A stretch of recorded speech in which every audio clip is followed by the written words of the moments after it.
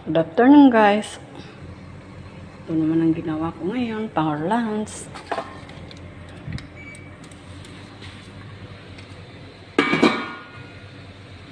Tinundo ko pa kasi yung kasama ko sa ospital. Kaya ito, pagkatapos, binaba ko lang siya sa kwarto namin. Ito. Diretso na magtrabaho. Kasi hindi pwede siyang galaw-galaw.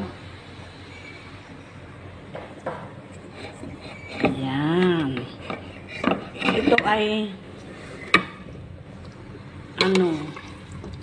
atay ng manok at saka balon-balona. Yan naman ang naisip kong gawin sa kanila. Bismillah.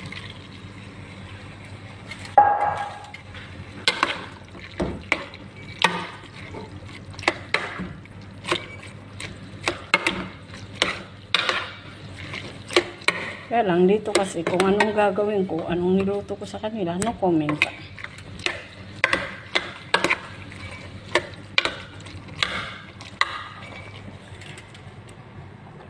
Fried chicken,